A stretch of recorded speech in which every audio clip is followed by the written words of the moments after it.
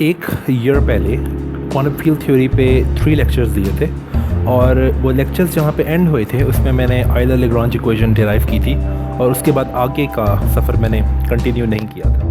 तो पहली बात तो ये मैं बताना चाहूँ कि थर्ड लेक्चर में, जो कि क्वांटम फील्ड थ्योरी का लेक्चर 3 था मेरे चैनल के ऊपर, उसमें आयलर-लैग्रांज इक्वेशन मैंने लास्ट टाइम थोड़ी सी गलत लिख दी थी।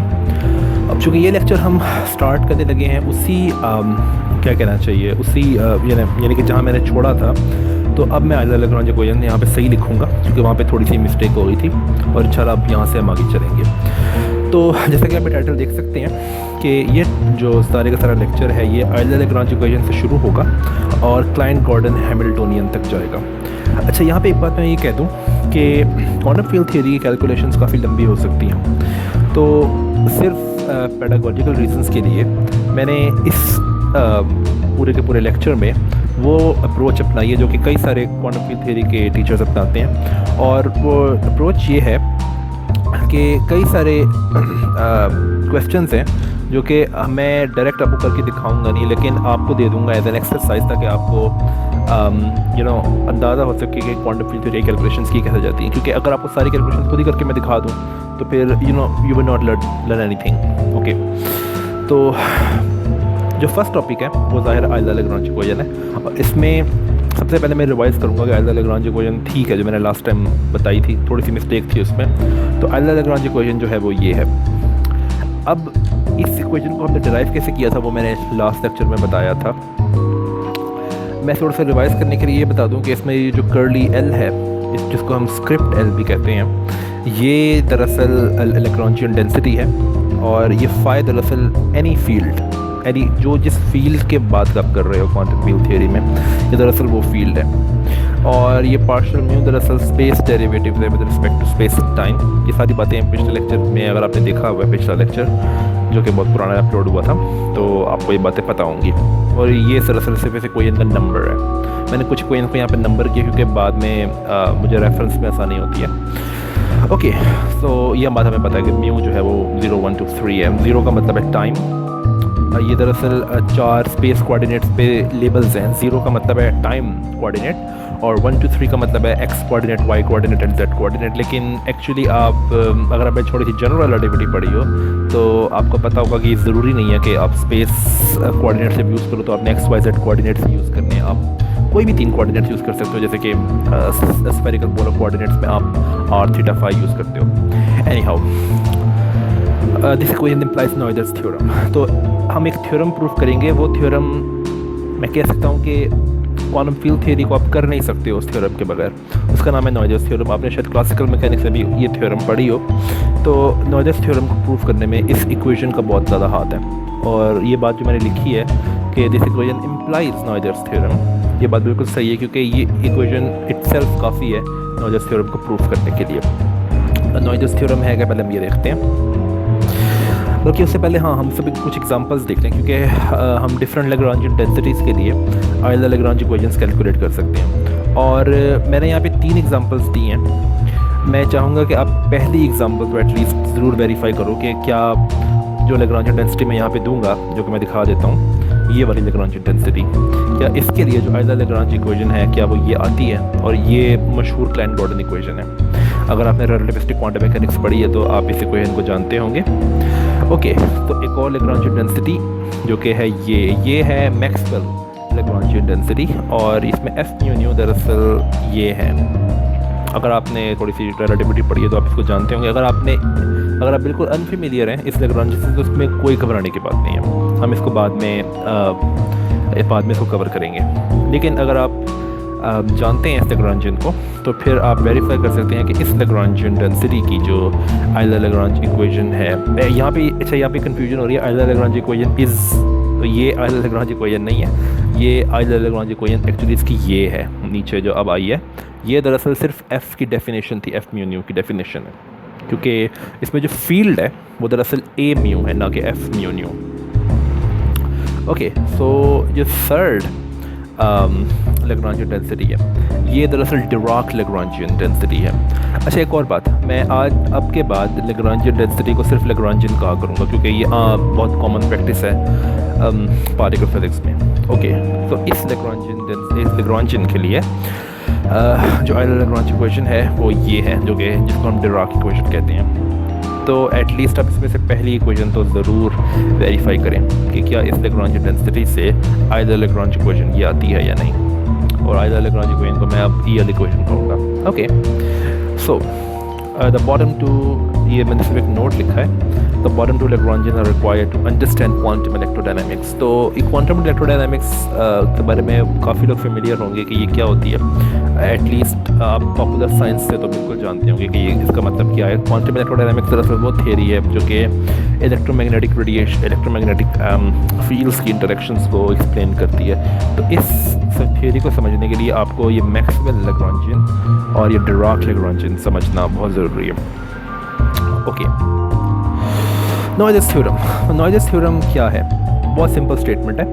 स्टेटमेंट ये है कि every symmetry of the action implies the existence of, यहाँ पे ऑफ आना चाहिए, सॉरी ये टाइपो है, ऑफ अ कंजर्व्ड करंट। अच्छा, यहाँ पे कंजर्व्ड करंट का मतलब क्या है? ये क्वेश्चन ये अराइज होता है, बल्कि उससे पहले, हाँ सॉरी, ये क्वेश्चन अराइज होता है कि what is the symmetry of the action. ये लफ्ज़ बहुत ज़्यादा यूज़ होता है क्वांटम फील्ड थ्योरी जब आप पढ़ रहे होते हो, पार्टिकल फिजिक्स पढ़ रहे होते हो, या बल्कि उससे पहले जब आप क्लासिकल मैकेनिक्स भी पढ़ रहे होते हो, तो ये लफ्ज़ बहुत यूज़ होता है कि व्हाट इज़ सिमेट्री।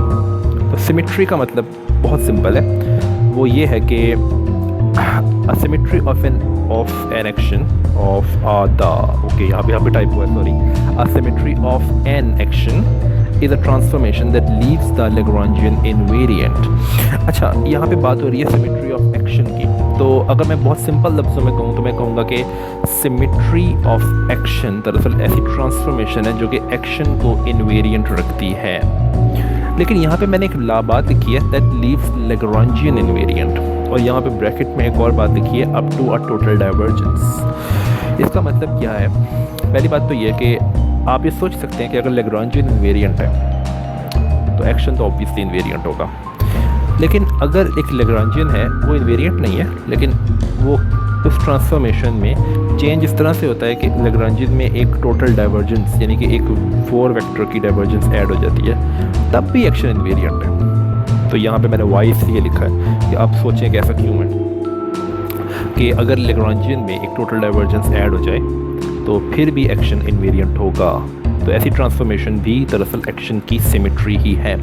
और मैं यहाँ पे आपको सिर्फ एक हिंट दे सकता हूँ कि इसका ताल्लुक जो है वो डाइवर्जेंस थ्योरम से है, किस वाई का ताल्लुक, ऐसा क्यों है। ओके, आपको ये फिगर आउट करना है, ये आपकी एक्सरसाइज है। ओके, और ये बल्कि हाँ सॉरी, ये मुझे पहले दिखा देना चाहिए था कि ये जो मैं कह रहा हूँ कि Lagrangian इन्वेरिएंट है up to a total divergence, तो इसका मतलब ये है कि नई फील्ड्स और नए स्पेस कोऑर्डिनेट्स के अंदर, यानी कि ट्रांसफॉर्मेशन ज़ाहिर है फील्ड्स को भी चेंज करेगी और स्पेस कोऑर्डिनेट्स को भी चेंज, स्पेस टाइम कोऑर्डिनेट्स को भी चेंज करेगी।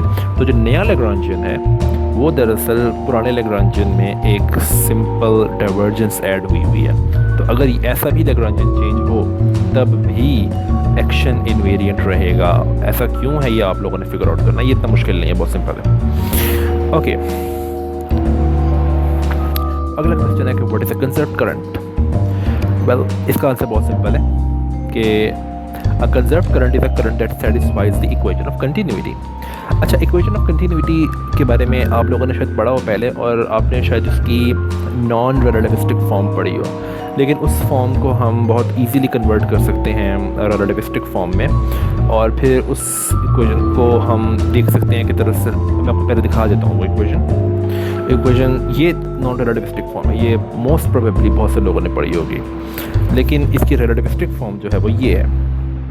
ये जे म्यू दरअसल कैसे रिलेट करता है ये रो और जे के साथ, वो दरअसल ये है। तो ये 4 वेक्टर है, आप देख सकते हैं कि ये एक ऐसा करंट है जिसकी डाइवर्जेंस 4 डाइवर्जेंस, यानी कि 4 डायमेंशनल स्पेस में डाइवर्जेंस 0 है। तो अगर एक 4 वेक्टर हो जिसकी 4 डायमेंशनल डाइवर्जेंस 0 हो तो उसको हम कंजर्व्ड करंट कहते हैं। तो इसका मतलब ये है कि नॉइजेस थ्योरम ये कहती है कि अगर हमारे पास एक्शन की कोई भी सिमेट्री है तो इसका मतलब है कि हमारे पास कोई कंजर्व्ड करंट है। कंजर्व्ड करंट का मतलब क्या है कि एक ऐसा 4 वेक्टर है जिसकी डाइवर्जेंस 0 है। ये नॉइजर थ्योरम की स्टेटमेंट है। ओके, तो प्रूफ करते हैं नॉइजर थ्योरम को। पहली बात तो इसको थोड़ा छोटा कर दूँ। Yes, okay.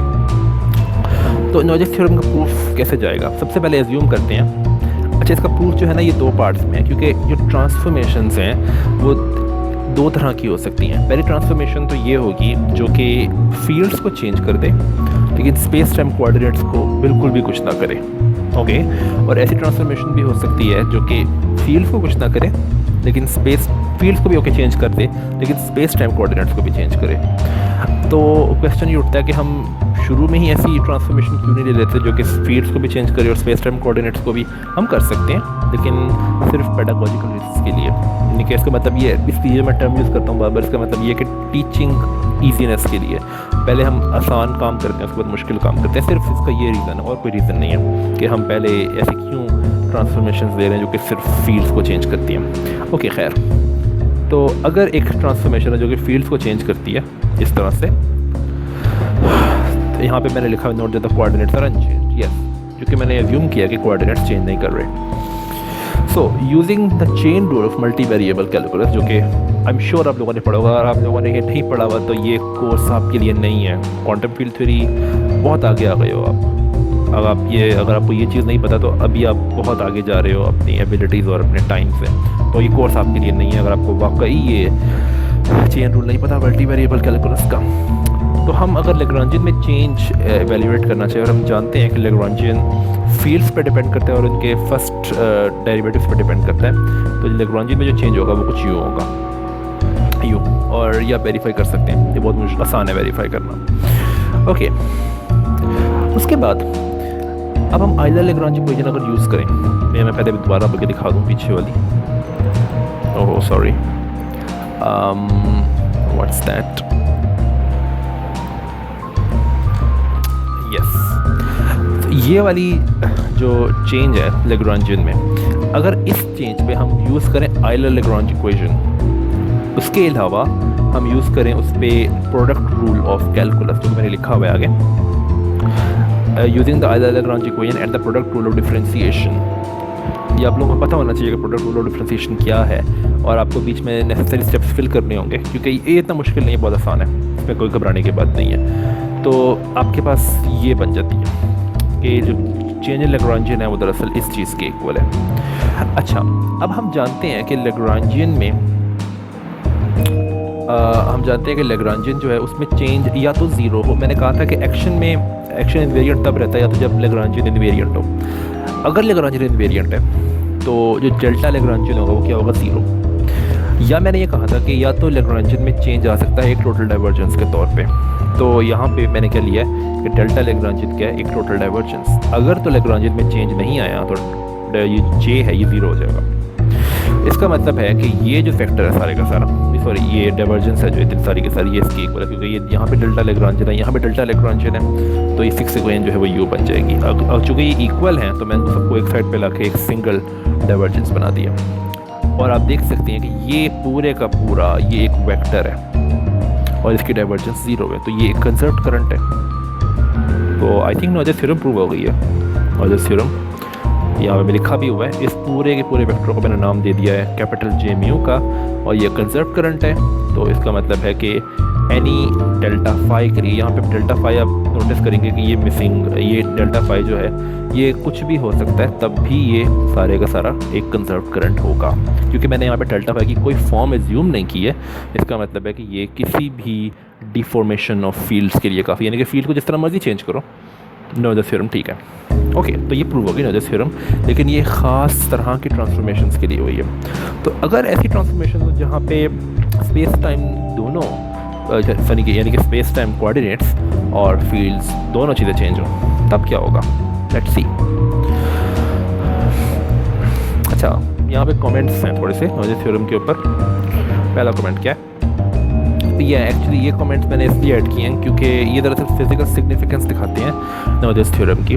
तो पहला कमेंट क्या है, the time component of the noises theorem represents the density of the quantity. Yes, actually अगर आप उस जे वेक्टर को समझते हैं, करंट वेक्टर को, जो कि 4 वेक्टर है, जो मैंने कहा था कि जो करंट 4 वेक्टर है वो उसमें जो टाइम कंपोनेंट था उसका, यानी कि जो 0th कंपोनेंट था वो रो था, तो वो क्या था, density of the thing that is conserved. क्योंकि आप जानते हैं, अगर आपको इक्वेशन ऑफ कंटिन्यूटी के बारे में पता है तो आपको ये भी पता होगा कि इक्वेशन ऑफ कंटिन्यूटी ये प्रेडिक्ट करती है, ये इम्प्लाई करती है कि जो रो है उसको अगर आप इंटीग्रेट करो पूरी स्पेस के ऊपर तो वो चीज़ जो है उसका टाइम डेरिवेटिव 0 है। ये अगर आपको बात नहीं पता तो आप इसको प्रूव करने की कोशिश करो। अगर आपको कोई मदद चाहिए तो आप मुझे कमेंट सेक्शन में बता सकते हो। तो यहाँ पे मैंने सिर्फ यही लिखा हुआ है, ये आप खुद पढ़ सकते हो। You should know this if you understand the physical significance of continuity equation. यहाँ मैंने वही लिखा हुआ है सब कुछ। Okay, the conserve quantity is known as P naught. ये मैंने सिर्फ नाम दिया है। कंजर्व क्वांटिटी कौन सी, ये दरअसल जब मैं अभी बात कर रहा था कि डेंसिटी जो रो था उसका स्पेस इंटेग्रल जो है पूरी स्पेस के ऊपर, तो वो क्वांटिटी कंजर्व रहती है हमेशा, तो उसको मैंने पी नॉट कह दिया। यहाँ पे डेफिनेशन शायद बताई भी होगी मैंने। यस, तो ये जे नॉट का स्पेस इंटेग्रल है, ये कंजर्व रहती है पूरी क्वांटिटी। फॉर एग्जांपल अगर आप इलेक्ट्रिकल चार्ज के लिए कंटिन्यूटी इक्वेशन लिख रहे हो तो रो दरअसल इलेक्ट्रिकल चार्ज डेंसिटी होगी, और अगर मैं इसको पूरी स्पेस पे इंटीग्रेट करूँ तो इसका मतलब है कि इलेक्ट्रिकल चार्ज, हम जानते हैं कि इलेक्ट्रिकल चार्ज कंजर्व्ड है। तो ये सिर्फ इस तरह की बातें हैं। आई नो कि ये आप लोगों को पता होगी, लेकिन मैंने ये सिर्फ थोड़ा सा केयरफुल होने के लिए ये स्लाइड ऐड की है। Remember that it is not a space time transformation. Yes, मैंने अभी जो ट्रांसफॉर्मेशंस जिनकी ट्रांसफॉर्मेशंस की बात की है वो ट्रांसफॉर्मेशंस ऐसी ट्रांसफॉर्मेशन है जो कि सिर्फ फील्ड्स को चेंज करती हैं, ये स्पेस टाइम ट्रांसफॉर्मेशंस नहीं है। ये मैंने सिर्फ रिमाइंडर के तौर पर